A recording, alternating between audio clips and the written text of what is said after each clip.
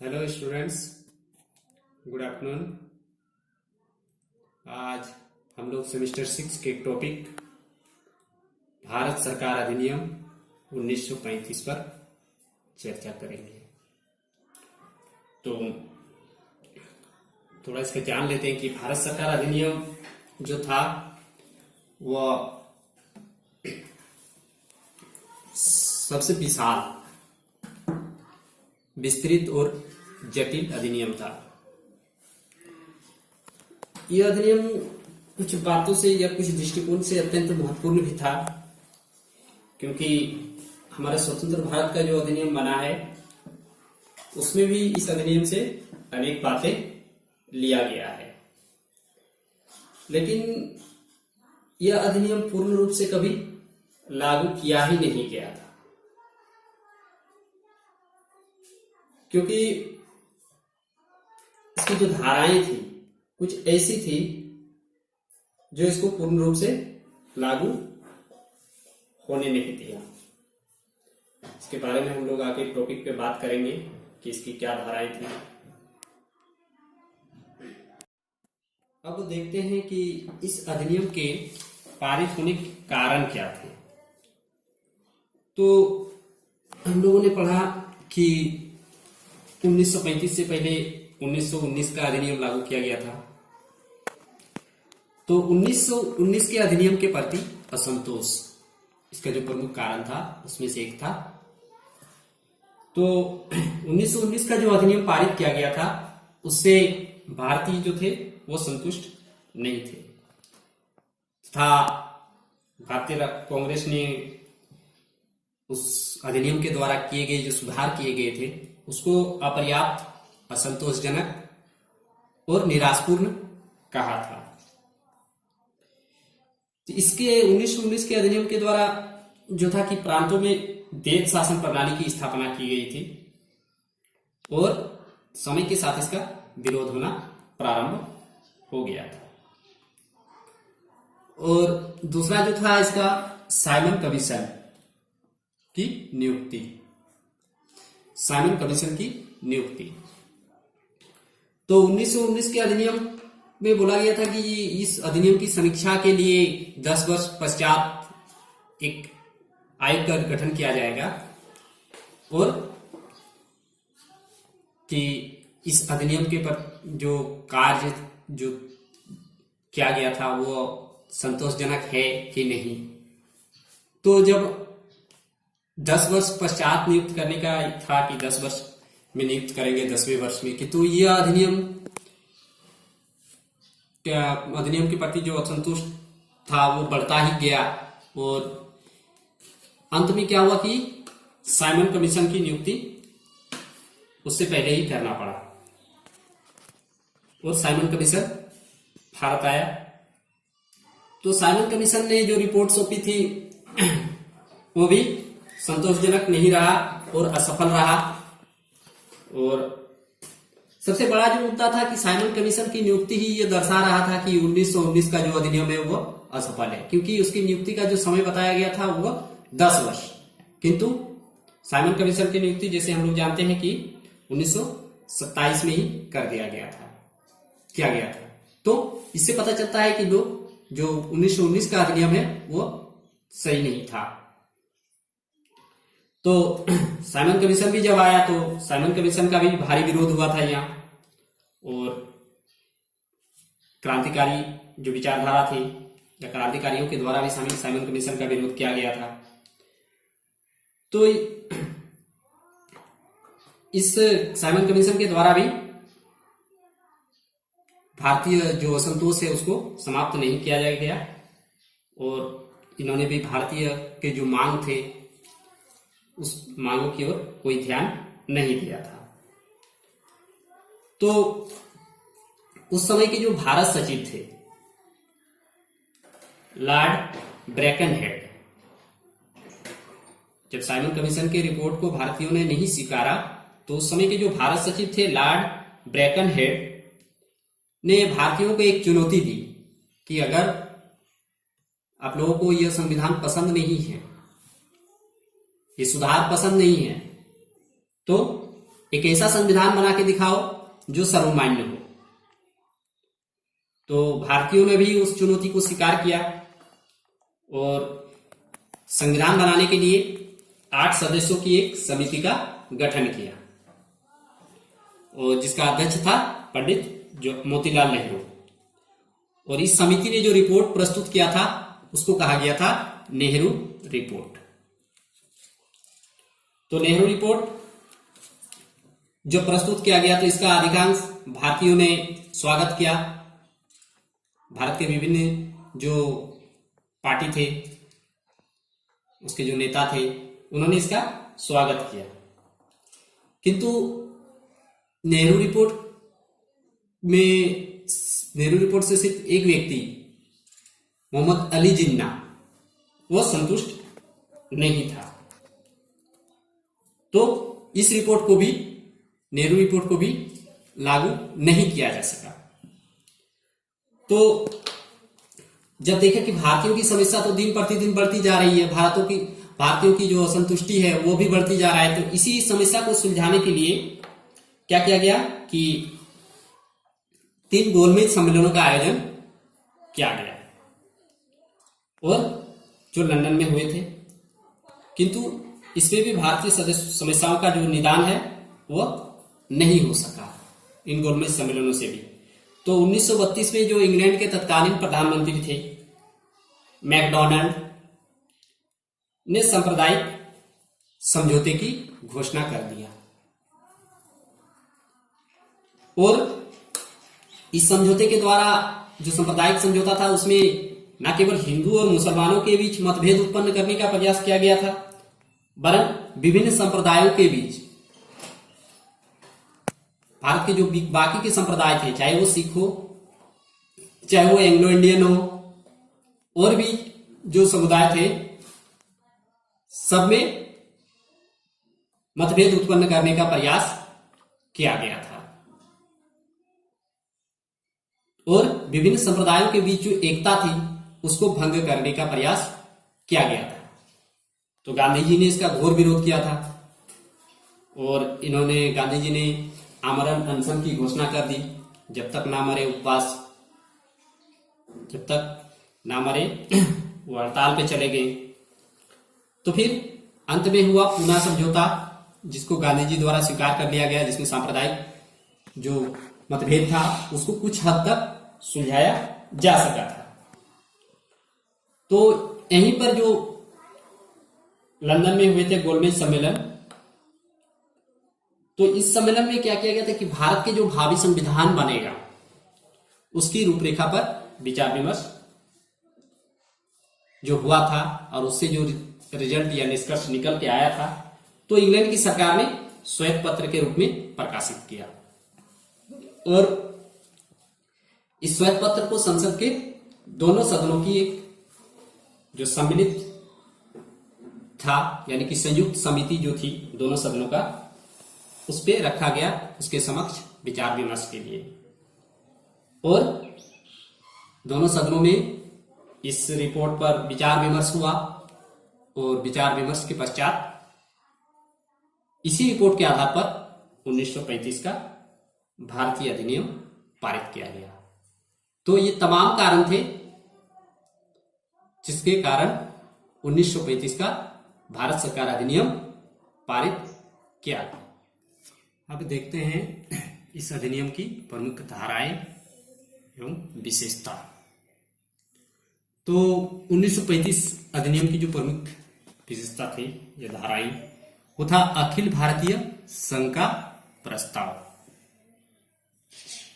तो इसके द्वारा क्या किया गया कि पहली बार भारत में संघात्मक शासन प्रणाली को लागू किया जाना था और भारत के जितने भी प्रांत थे और जो राज्य थे उनको मिलाकर एक संघ बनाने का प्रस्ताव रखा गया था और संघ के जो दोनों सदन होते थे उसको उचित प्रतिनिधित्व दिया गया था। संघीय असेंबली के जो थे 375 में से 125 और काउंसिल ऑफ स्टेट में 260 में से 104 सदस्य नियुक्त करने का उन्हें अधिकार दिया गया था। तो संघीय शासन की जो मूलभूत आवश्यकता थी, संघीय न्यायालय की भी स्थापना की गई थी, किंतु संघ के निर्माण की जो प्रक्रिया थी वह अत्यंत जटिल बना दिया गया था। संघ के जो सदस्य होते थे उसमें एक और तो जो अंग्रेजों के अधीन प्रांत थे वो सम्मिलित थे, और दूसरी तरफ जो था वो था देसी रियासत, जो देसी रियासतें थी उस समय भारत में, और जहां का शासन राजा की स्वेच्छाचारिता पर आधारित था। उन दोनों को मिला के संघ बनाने का प्रस्ताव रखा गया था। तो दोनों का जो स्वरूप था, चाहे वो अंग्रेजी प्रांत हो या फिर भारतीय राजाओं का रियासत, तो उनमें दोनों में समरूपता नहीं थी, एकरूपता नहीं थी।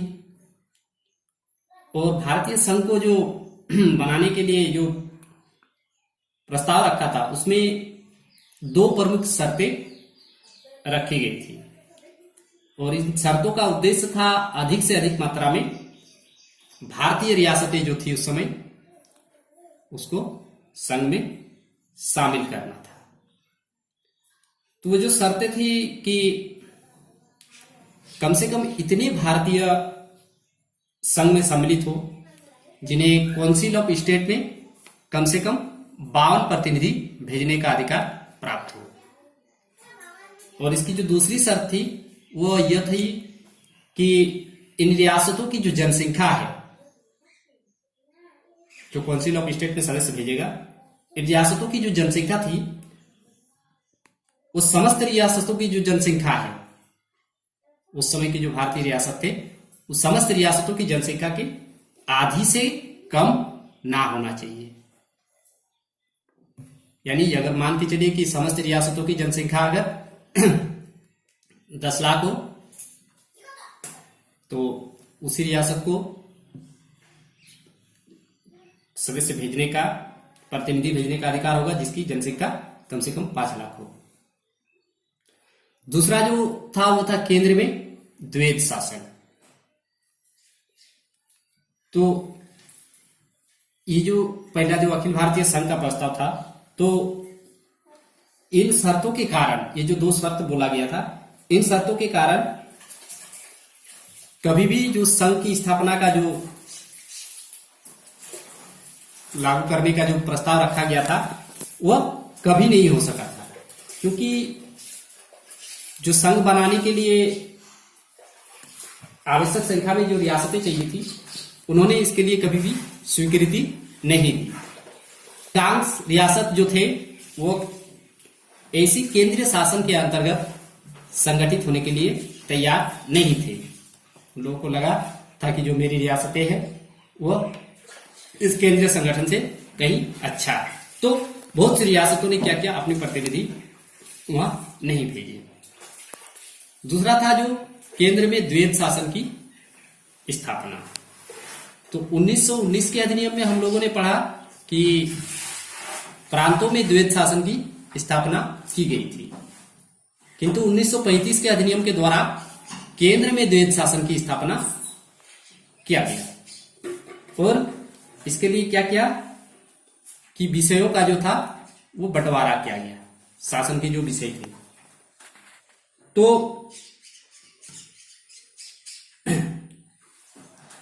इस नीति से एक चीज स्पष्ट हो रहा था अंग्रेजों को, सरकार का, अंग्रेज सरकार का, कि वो भारतीयों को किसी भी प्रकार की शक्ति देना नहीं चाहते थे, पावर देना नहीं चाहते थे। तो 1935 की जो अधिनियम था उसमें विषयों का बंटवारा किया गया था। एक था संरक्षित, जिसमें प्रतिरक्षा, विदेशिक संबंध, धार्मिक विषय और आदिवासी क्षेत्र के प्रशासन, ये विषय था संरक्षित में। और इसका जो प्रशासन था वो गवर्नर जनरल के अधीन होता था, और यह कार्यपालिका के जो 3 मनोनीत सदस्य थे उसकी सहायता से ही करते थे। और इस प्रकार इन विषयों का गवर्नर जनरल जैसे चाहता था उस प्रकार शासन चला सकता था, इसमें रोकने टोकने वाला कोई नहीं था।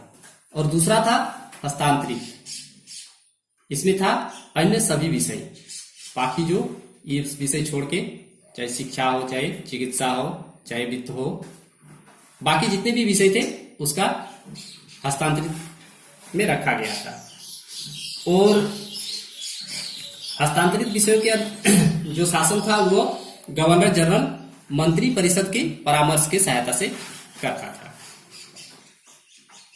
किंतु जो मंत्री परिषद थे उसके जो निर्णय या सुझाव होते थे उसको मानने के लिए गवर्नर जनरल बाध्य नहीं होता था। और इस अधिनियम के द्वारा गवर्नर जनरल को क्या किया गया था कि अपार शक्ति, बहुत ज्यादा मात्रा में शक्ति प्रदान की गई थी। अतः जो वास्तविक शक्ति थी शासन की वह गवर्नर जनरल के हाथों में ही केंद्रित था, यानी मंत्री परिषद का इसमें कुछ भी रोल नहीं था। सिर्फ एक दिखावट के लिए जो था मंत्री परिषद का निर्माण किया गया था। तो इस विषय को लेकर इस जो गवर्नर जनरल को अधिकार दिए गए थे, चर्चिल ने भी कहा था कि गवर्नर जनरल को हिटलर व मुसोलिनी के समान अधिकार दे दिए गए हैं। अपनी स्वेच्छा से वो किसी भी कानून को पारित कर सकता है अथवा संविधान को बदल सकता है। तो इससे हम अंदाजा लगा सकते हैं कि गवर्नर जनरल के पास कितने पावर थे। तीसरा जो था वो शासन के विषयों की सूची।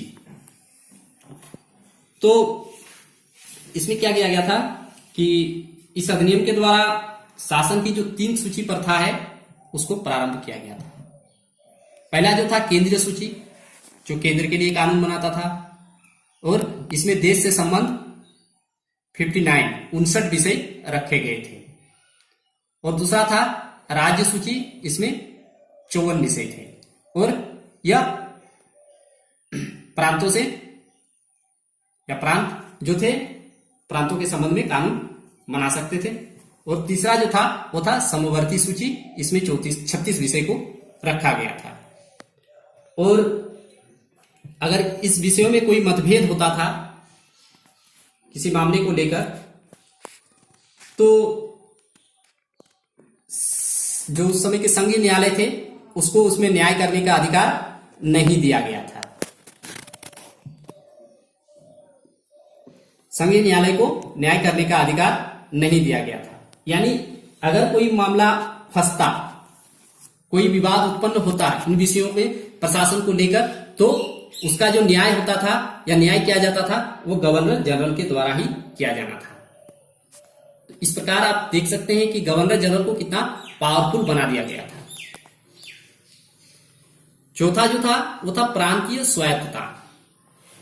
तो 1919 के अधिनियम के द्वारा हम लोगों ने देखा कि प्रांतों में द्वैत शासन की स्थापना की गई थी, और 1935 के द्वारा जो प्रांतों में द्वैत शासन प्रणाली थी उसको समाप्त कर दिया गया, क्योंकि 1919 में जो प्रांतों में द्वैत शासन लागू किया गया था तो इसका घोर विरोध किया गया था। और इसलिए 1935 में क्या किया गया, इस प्रणाली को समाप्त कर दिया गया और उसकी जगह पर प्रांतों को स्वायत्तता प्रदान किया गया और प्रांतों को नवीन संवैधानिक अधिकार दिया गया। और प्रशासन का जो कार्य था प्रांतों में वह गवर्नर, वहां के जो मंत्री परिषद होते थे उसकी परामर्श से करता था। और गवर्नरों से यह अपेक्षा की गई थी कि वे मंत्री परिषद के सुझाव के अनुसार ही कार्य करें।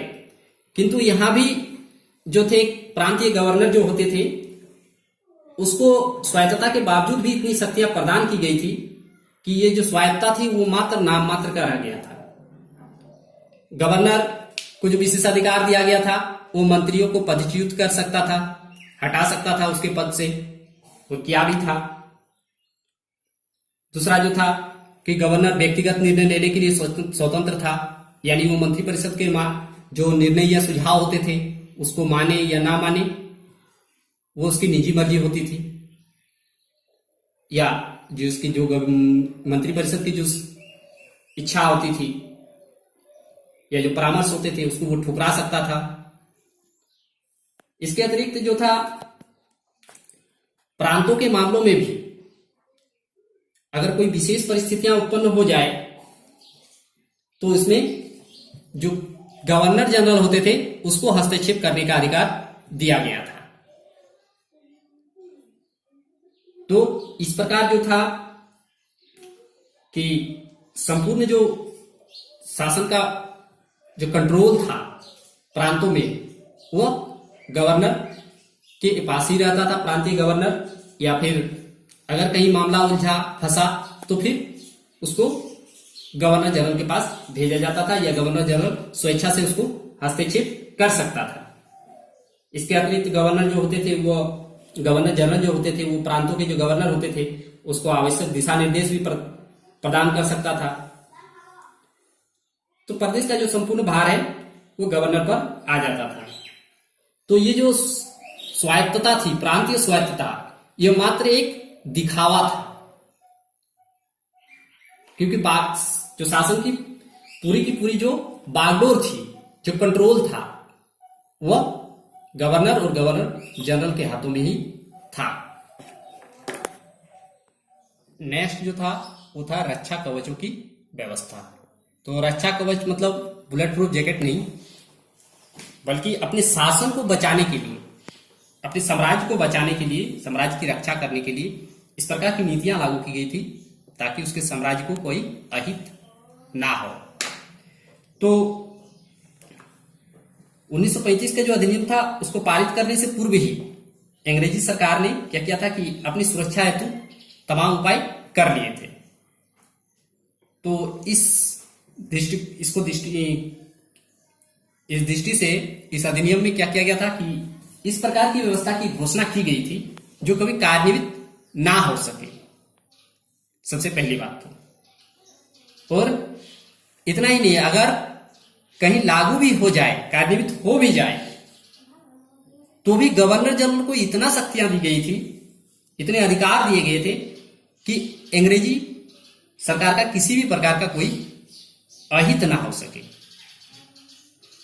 और भारतीय मंत्री और ब्रिटिश संसद के को भी इतने अधिकार दिए गए थे कि वह जो भारत की राष्ट्रीय भावना है उसको आसानी से कुचल सके। तो इस प्रकार क्या किया गया था कि उन्होंने अपने जो राज्य को बचाने के तमाम उपाय कर रखे थे।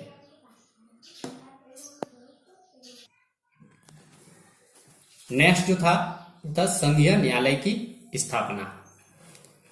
तो 1935 के अधिनियम के द्वारा एक संघीय न्यायालय की स्थापना का प्रावधान किया गया था। और इस न्यायालय में जो था एक मुख्य न्यायाधीश, 2 अन्य न्यायाधीश नियुक्त किए जाने थे। और इस न्यायालय में अधिकतम 6 न्यायाधीश नियुक्त किया जा सकता था। और इसकी जो नियुक्ति होती थी न्यायाधीशों की, वह सीधे इंग्लैंड के सम्राट के द्वारा किया जाता था। और अगर इस न्यायालय के निर्णय के विरुद्ध अगर कोई अपील करना होता तो वह इंग्लैंड की जो प्रीवी काउंसिल होती थी वहां अपील की जा सकती थी। नेक्स्ट जो था वो था केंद्रीय विधानमंडल। तो केंद्रीय विधानमंडल को जो था वो 2 सदनों वाला बनाया गया था। उच्च सदन को राज्य परिषद कहा गया और जो निचला सदन था उसको संघीय विधानसभा कहा गया। तो राज्य परिषद के जो सदस्य होते थे उसको था वो सीमित लोगों के पास ही चुनने का अधिकार था, वो सीमित लोगों को ही दिया गया था। और संघीय विधानसभा में जो थे 375 सदस्य होते थे, जिसमें 125 जो था वो भारतीय नरेशों के प्रतिनिधि होते थे और मुसलमानों के जो है वो 80 सदस्य होते थे। और संघीय विधानसभा के जो अधिकार थे वो सीमित थे। गवर्नर जनरल के बिना कोई भी वित्तीय विधेयक प्रस्तुत नहीं किया जा सकता था। और गवर्नर जनरल जो थे वो किसी भी विधेयक को अस्वीकार कर सकता था। तो एकमात्र का जो था यह एक दिखावा था।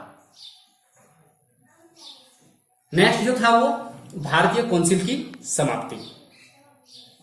तो भारतीय काउंसिल जो नियुक्त किया गया था 1919 के अधिनियम के द्वारा, उसको समाप्त कर दिया गया 1935 के अधिनियम के द्वारा। और इसका जो स्थान है भारतीय काउंसिल का, वो भारत सचिव के जो सलाहकार होते थे उसको दे दिया गया। और भारत सचिव के सलाहकार की समिति में अधिकतम जो सदस्य होते थे वो 6 होते थे, और इनमें से आधे ऐसे होते थे जो कम से कम 10 वर्ष तक भारत सरकार की सेवा में रह चुका हो और उन्हें भारत लौटे हुए 2 वर्ष से अधिक ना हुआ। तो इस प्रकार भारत सचिव का नियंत्रण उन क्षेत्रों तक ही सीमित रहा जिसमें गवर्नर जनरल संघीय मंत्रिमंडल की सलाह नहीं मानता था अथवा अपने विशेष अधिकारों का उपयोग करता था। तो इस प्रकार ये जो तमाम हम लोगों ने देखे, यह था 1935 के भारत सरकार अधिनियम की धाराएं, या उसको विशेषता भी बोल सकते हैं। तो अब हम लोग इसके थोड़ा गुण और दोषों को देखेंगे और मूल्यांकन करेंगे कि यह अधिनियम कैसा रहा। तो अंग्रेज सरकार का जो विचार था कि इस अधिनियम के पारित होने के पश्चात जो भारतीय समस्या है उसका समाधान हो जाएगा, क्योंकि अंग्रेजों को लगता था कि उन्होंने भारतीयों को अनेक सुविधाएं दे दी है। हालांकि यह जो अधिनियम था 1919 की तुलना में बेहतर था, किंतु उतना बेहतर नहीं था जो भारतीय चाहते थे। तो हम लोग देखेंगे कि इस अधिनियम के क्या गुण थे। तो पहला गुण जो था वो था प्रत्यक्ष निर्वाचन पद्धति। तो चुनाव में उस जो प्रत्यक्ष निर्वाचन पद्धति थी उसको लागू करवाने के लिए भारतीय बहुत समय से संघर्ष कर रहे थे। तो इस अधिनियम के द्वारा पहली बार प्रांतों में प्रत्यक्ष चुनाव पद्धति को लागू किया गया, केंद्र में नहीं, सिर्फ प्रांत में। दूसरा जो था प्रांतों में द्वैध शासन की समाप्ति, इसके जो दूसरे गुण थे। तो द्वैध शासन का जो दुष्परिणाम था, जिसके कारण भारतीय क्या करते थे, 1919 के अधिनियम के द्वारा जो प्रांतों में द्वैध शासन लगाया गया था उसका घोर विरोध कर रहे थे, क्योंकि यह द्वैध शासन की प्रणाली बहुत ही दोषपूर्ण थी तथा प्रशासनिक क्षमता पर जो इसका प्रभाव था बहुत ही विपरीत पड़ता था। तो 1935 के अधिनियम के द्वारा प्रांतों में द्वैध शासन को समाप्त कर दिया। तीसरा जो था विधानसभाओं के सदस्यों में वृद्धि। तो 1935 के अधिनियम के द्वारा जो विधानसभा थे उसके सदस्यों की संख्या में वृद्धि की गई। इससे क्या हुआ कि भारतीयों को लाभ पहुंचा कि अब अधिक संख्या में भारतीय विधानसभाओं के सदस्य बन सकते थे। और इस अधिनियम के परिणाम स्वरूप ही पहली बार भारतीयों को संयुक्त उत्तरदायित्व के रूप में मंत्रिमंडल बनाने का अवसर प्राप्त हुआ था। और नेक्स्ट जो था वो मतदाताओं की संख्या में वृद्धि। तो इस अधिनियम के द्वारा जो मतदाताओं की जो योग्यता थी, जिस योग्यता के कारण वो मत दे सकते थे, उसमें कुछ कमी कर दी गई थी। अतः मतदाताओं की संख्या में वृद्धि हो गई। तो इस अधिनियम में ये कुछ गुण थे, लेकिन गुणों की अपेक्षा कहीं अधिक दोष थे इस अधिनियम में। और अब हम लोग देखते हैं कि देखेंगे कि इस अधिनियम में क्या क्या दोष थे। तो सबसे पहला था कि भारत को औपनिवेशिक स्वराज्य जो चाहते थे भारत, उसको प्रदान नहीं किया गया। तो इस अधिनियम की कोई प्रस्तावना नहीं थी। यदि प्रस्तावना होती तो संभवतः भारत की जो स्थिति है, औपनिवेशिक स्थिति, उस पर कुछ प्रकाश डाला जाता, किंतु प्रस्तावना ना होने के कारण इस पर कुछ भी प्रकाश डाला नहीं गया। और स्वराज मिलना तो दूर, भारत जो औपनिवेशिक स्वराज चाहते थे भारतीय कि अंग्रेजी साम्राज्य के अधीन ही वो अपने शासन को चलाएंगे खुद से, वो भी उसे प्रदान नहीं किया गया और इंग्लैंड संसद की जो संप्रभुता थी उसको बनाए रखा गया। दूसरा जो था इसका केंद्र में द्वैध शासन, दूसरा दोष। तो हम लोगों ने पहले ही देखे कि 1919 के प्रांतीय में जब द्वैध शासन का लागू किया गया था तो उसका भारतीय काफी विरोध कर रहे थे। तो अब क्या किया गया, प्रांतों से हटाकर उसको केंद्र में लागू कर दिया गया। तो इससे स्पष्ट यह हो गया था कि अंग्रेज भारतीयों को किसी भी प्रकार की कोई सुविधा देने के पक्ष में नहीं थे। तीसरा जो था वो था सांप्रदायिक प्रतिनिधित्व। तो इस अधिनियम के द्वारा पहले तो हम लोगों ने देखे कि 1919 के अधिनियम में ही सांप्रदायिक पद्धति लागू किया गया था, किंतु जो इसका विरोध कर रहे थे भारतीय, किंतु इस अधिनियम के द्वारा इसको हटाया नहीं गया बल्कि और बढ़ाया गया। अब जो जनजातीय समुदाय थे या ST/SC वाले, उसको भी एक तो ST/SC या जो थे उसको भी एक समुदाय माना गया और इस प्रकार भारत को कई संप्रदायों में बांट दिया इस अधिनियम ने। तो इससे यह स्पष्ट हो गया था कि जो अंग्रेज सरकार था वह विभाजन करो और शासन करो की नीति का पालन कर रहे थे। भारतीयों ने पहले ही इसका विरोध किया था, लेकिन इसको समाप्त करने के बजाय इस अधिनियम के द्वारा और बढ़ावा दिया गया। तो इसी कारण जो फजलुल हक थे उस समय, उन्होंने लिखा था कि 1935 का अधिनियम ना हिंदू राज्य था ना मुसलमानी राज्य, यह केवल अंग्रेजी राज्य था। नेक्स्ट जो था वो था अंग्रेजी सरकार का नियंत्रण। तो अंग्रेजी सरकार ने क्या किया था, गवर्नर जनरल और गवर्नर जो थे प्रांतों के, उन लोगों के अधिकारों में काफी वृद्धि कर दी थी। इस प्रकार भारत का जो प्रशासन था उस पर पूर्ण रूप से इंग्लैंड का नियंत्रण था। सरकार के जो उच्च पद थे उसमें सिर्फ अंग्रेजी अधिकारी ही नियुक्त होते थे और ये अधिकारी जो होते थे वो भारत सचिव के प्रति उत्तरदायी होते थे और मनमाने तरीके से कार्य करते थे। तो इसी कारण इस अधिनियम के बारे में पंडित जवाहरलाल नेहरू ने लिखा था कि यह अधिनियम एक ऐसी मोटर के समान है जिसमें अवरोध तो है, ब्रेक तो है, लेकिन इंजन ही नहीं है। तो इस प्रकार अंग्रेजी सरकार का पूर्ण नियंत्रण था और भारतीयों को किसी भी प्रकार की कोई सुविधा नहीं दी गई थी। और नेक्स्ट जो था जनतांत्रिक शासन पद्धति की उपेक्षा। तो 1935 की जो अधिनियम था उसमें जो जनतांत्रिक शासन पद्धति होती है उसको पूर्ण रूप से उपेक्षा की गई थी। विश्व के प्रत्येक संघ में जितने भी संघ है सदन के, उसमें निचले सदन के जो सदस्य होते थे वो जनता द्वारा चुने हुए प्रतिनिधि होते थे।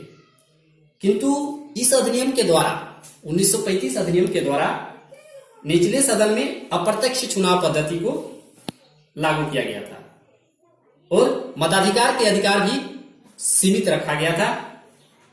तो योग्यता का जो आधार था वो संपत्ति को रखा गया था और उच्च सदन जो होता था उसको निचले सदन की अपेक्षा कहीं अधिक अधिकार दे दिए गए थे। तो ये सब जो था वो जनतांत्रिक सिद्धांतों के विरोधी था। विश्व के जो प्रत्येक संघ में निचले सदन को ही अधिकार दिए जाते हैं, किंतु इस अधिनियम में ऐसा नहीं किया। तो यह तमाम जो थे दोष 1935 के अधिनियम में थे और इसी कारण जिन्ना ने इस अधिनियम की कटु आलोचना की थी और कहा था कि 1935 का अधिनियम पूर्णतया सड़ा हुआ, मौलिक रूप से खराब तथा पूर्णतया अस्वीकारनीय है। तो इंग्लैंड ने, हालांकि कुपलैंड ने जो थे, उसने इस अधिनियम को 1919 के अधिनियम के प्रगति की ओर एक कदम भी बताया था, किंतु इस मत को स्वीकार नहीं किया जा सकता। तो इंग्लैंड के जो मजदूर दल के नेता थे एटली, उसने भी इस अधिनियम की आलोचना की थी तथा कहा था कि इसके द्वारा जिन रक्षा कवचों की हत्या की गई है वो कानून को पूर्णतया लोचपूर्णता प्रदान नहीं करती है और न ही यह कानून भारत के किसी वर्ग को संतोष प्रदान कर सका। तो इस प्रकार हम लोग देखते हैं कि पूरी की पूरी जो अधिनियम था वो गुणों की अपेक्षा दोषों से भरा हुआ था। एटली ने खुद ही कहा है कि इस अधिनियम का आधारभूत सिद्धांत अविश्वास है। तो आज हम लोगों ने भारत सरकार अधिनियम 1935 पर चर्चा की। आशा करता हूं आप लोगों को ये वीडियो अच्छा लगे। धन्यवाद।